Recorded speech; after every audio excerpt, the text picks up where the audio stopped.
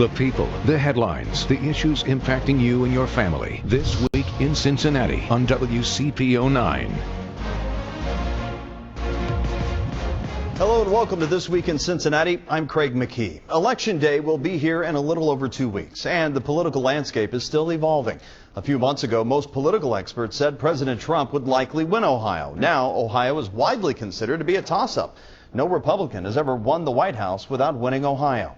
This week, we saw plenty of evidence about the effort here by both campaigns and putting it into Ohio itself. Joe Biden campaigned in Toledo and Cincinnati on Monday, and that same day, Vice President Mike Pence, well, he was in Columbus.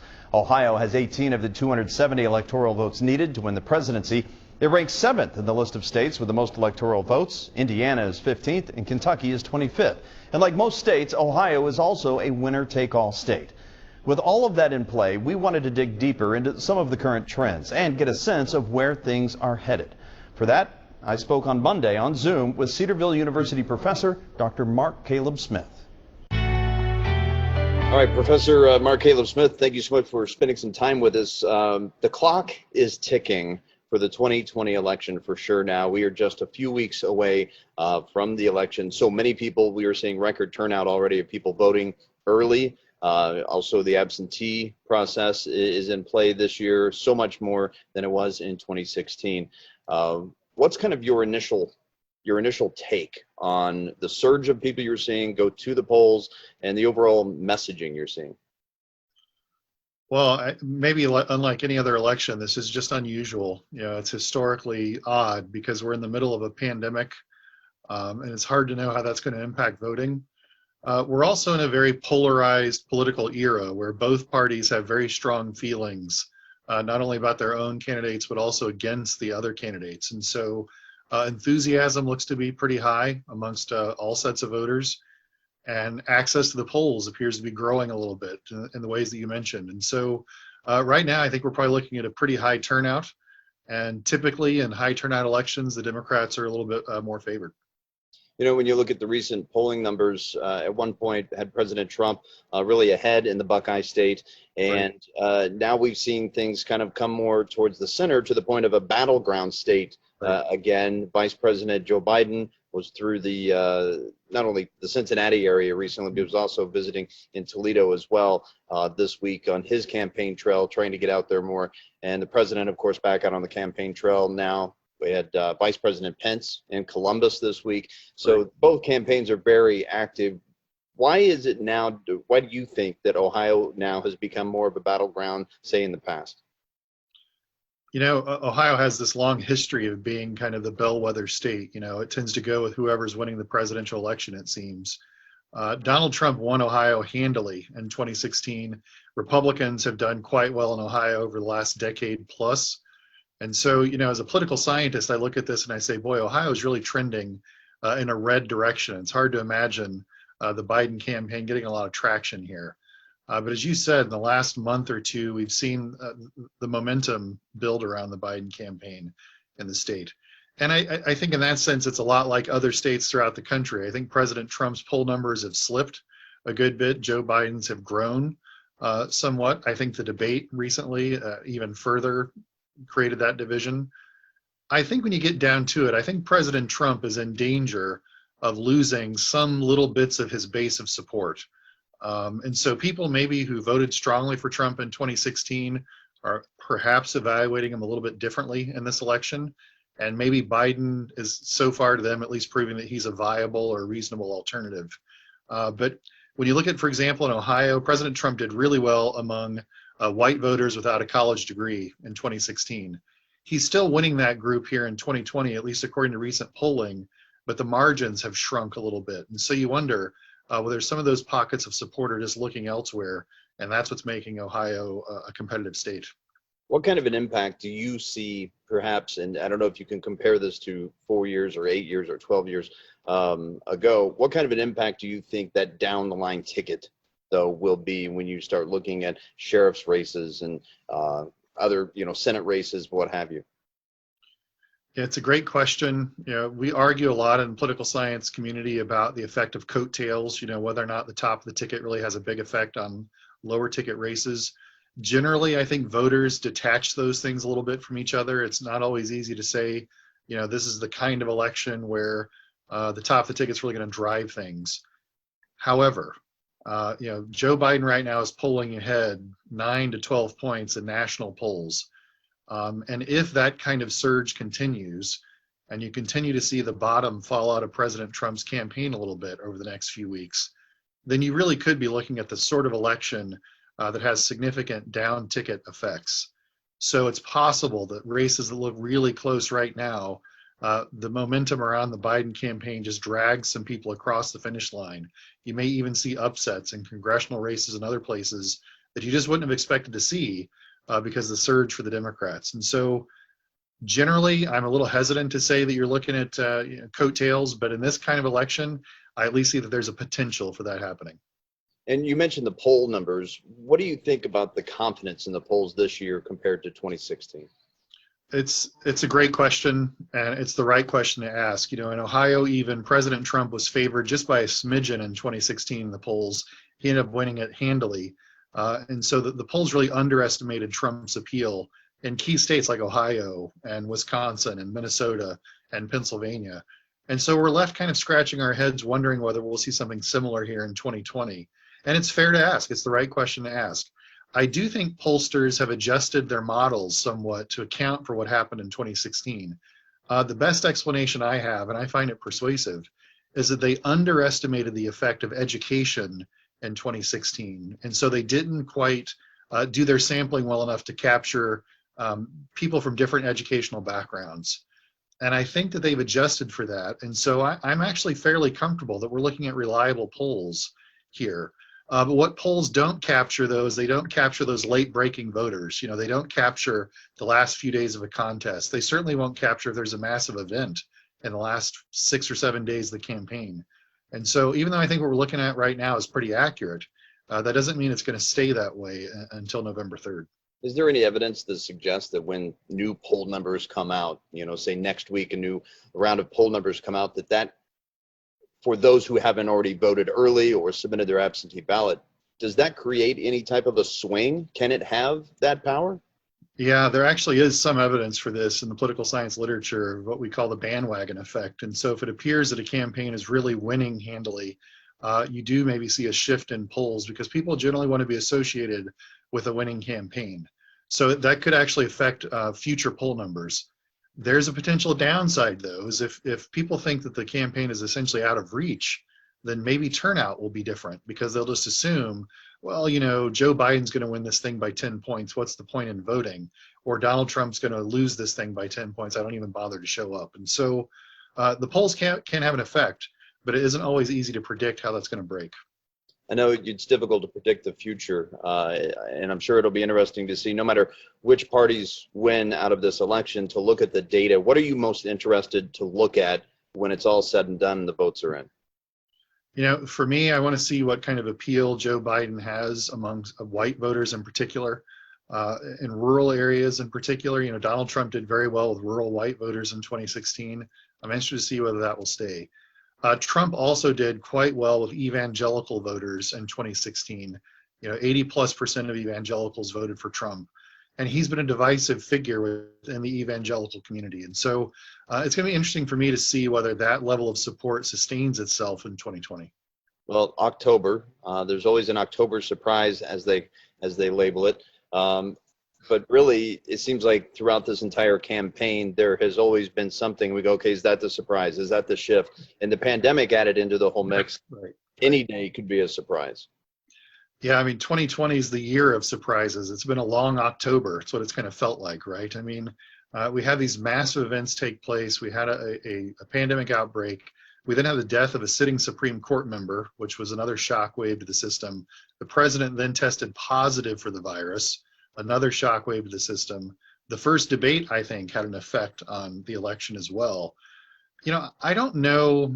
All these things are having an effect of a kind.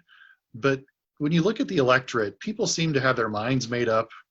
They seem to have strong feelings already. The number of undecided voters right now is smaller than it was in 2016. And so even if there is a surprise of some sort, I'm not sure that it's going to have a huge effect on the contest, unless just the kind of surprise that just really redefines the race, an illness or something worse, Right. that makes you rethink things. Right now, I think it's actually fairly stable. Well, time will tell, and we have just a few weeks left to go until Election Day, and so many people heading to the polls already. Professor Mark Caleb Smith, Cedarville University political science professor, thank you so much for spending some time with us, and we'll be in touch. Thank you. It's my pleasure.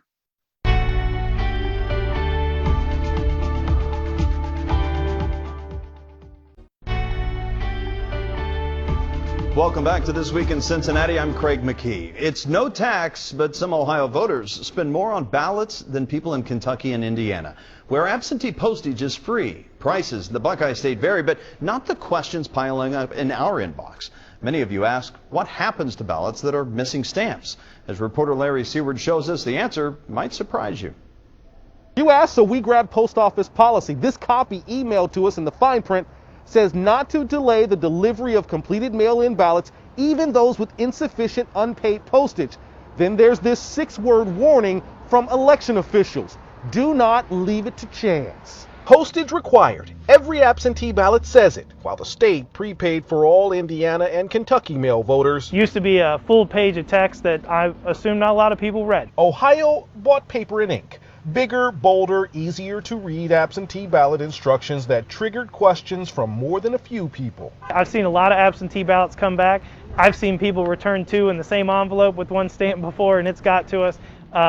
But to make sure your ballot gets back to us on time and is properly delivered so we can count it, we want you to use 2 stamps. Voters needed just 1 stamp for Butler County's primary, but current ballots are 3 inches longer. One Hamilton precinct has so many amendments to settle its voters have 2-page double-sided ballots, which cost more. The post office requires election officials to tell voters exactly how much they'll pay. In this case, 70 cents or 2 forever stamps will do. But a Postal Service spokesperson told us they will still deliver ballots short on postage, but boards of elections can expect a bill. If you read the instructions and you're still not sure, just call us. We got a Facebook page, or you can go to our website, and we'll answer the question for you too. WCPO will also tackle your elections questions. You can email us, call us, or use our tip line through partner ProPublica Election Land. Larry Seward, WCPO 9 News.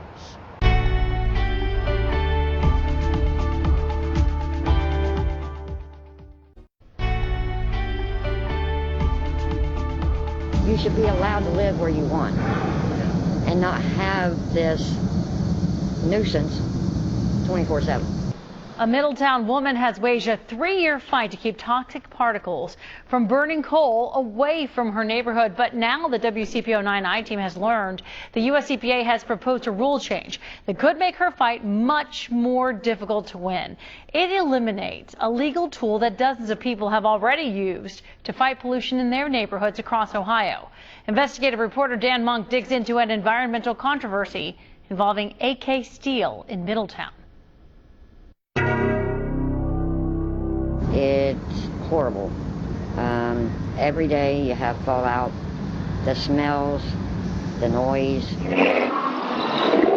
Donna Ballinger says she has a nuisance for a neighbor. My house, see all the black stuff? That's just constantly on there, no matter how many times you clean it. Ballinger says the mess is from a co-oven at AK Steel in Middletown, just a few football fields away from her front door. The oven burns coal as part of the steelmaking process and runs 24 hours per day, every day of the year. There's chronic sinus infections, itchy sore throat, especially with all these odors. Records show Ballinger has filed 398 complaints since March 2017 with the Southwest Ohio Air Quality Agency, which helps Ohio enforce clean air standards.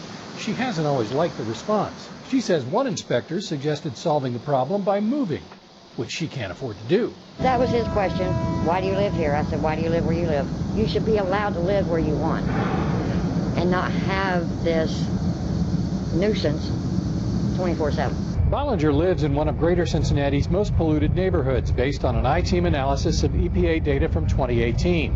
Our analysis shows toxic chemical emissions are concentrated in low-income census tracts with a higher percentage of minority residents than the rest of the tri-state. Environmental activist Marilyn Wall says deregulation by the Trump administration is threatening neighborhoods like these. They need a better investigation and they need better controls that will actually fix the problem. She's bothered by national media accounts of EPA budget cuts and the rollback of environmental rules by the Trump administration. And she's personally opposing the proposed elimination of Ohio's air pollution nuisance rule, which lets citizens like Ballinger sue in federal court when the EPA fails to act. It's a real problem because that's a tool people in Ohio have had for more than 40 years to help address problems like this.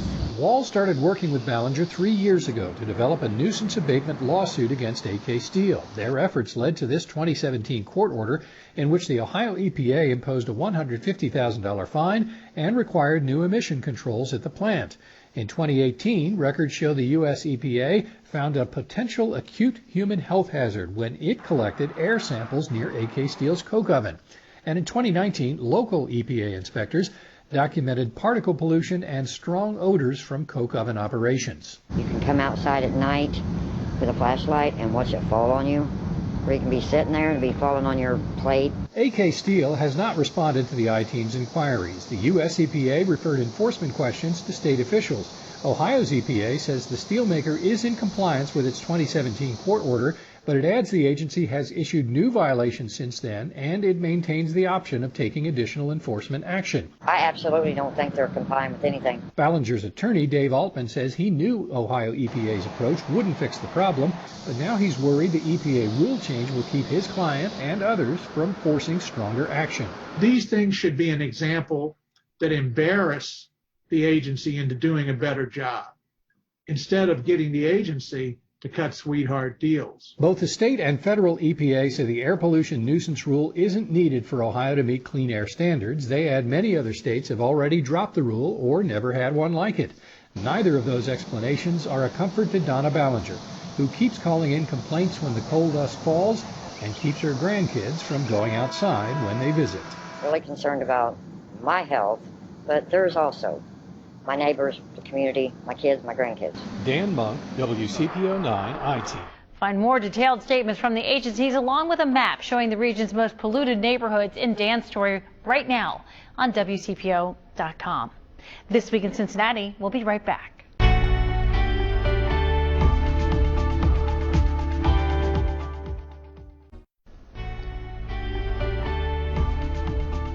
The Tri-State lost two giants this week, Reds legend Joe Morgan and acclaimed wildlife artist Jon Ruffin. Morgan was 77. As the motor behind the Big Red Machine, he helped lead the Reds to back-to-back titles in 1975 and 76 and is regarded as one of the best second basemen to ever play the game.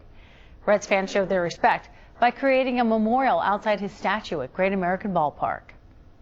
I heard, I came down here immediately just to pay my respects and just to get a picture. He was one of the greatest second basemen ever to play, and then on top of everything else, he was a great announcer for ESPN for years, calling baseball games. He was just a great guy. A 10-time All-Star, Morgan was elected to the Reds Hall of Fame in 1987 and inducted into the National Baseball Hall of Fame in 1990. Artist Jon Ruffin was 95. He grew up in Walnut Hills, studying animals of all kinds. His works hang in the White House, the Hermitage Museum in Russia, the Neil Armstrong Space Museum as well. You can also find them in the Smithsonian in downtown Cincinnati. Artworks turned one of his paintings into a mural. And here he is talking about his work with the Cincinnati Museum Center. I think that nature is the ultimate teacher in artwork. I draw an inspiration from just seeing a bird fly or do something strange, and I can portray it. A World War II veteran, in recent years he donated a painting to be auctioned off to help wounded warriors. President George W. Bush awarded Ruffin the National Medal of Arts in 2004. We want your opinion about any of the stories that you see on WCPO 9 News. Just call our Feedback Friday hotline, 513-852-4998, or go to WCPO.com/feedbackfriday to submit a feedback video. My co-anchor Craig McKee will share your thoughts every Friday night at 6. And that is This Week in Cincinnati for this Sunday. Join us for breaking news, weather, and sports at 6 and 11 tonight on WCPO 9 News. Plus, we're always updating your headlines on WCPO.com.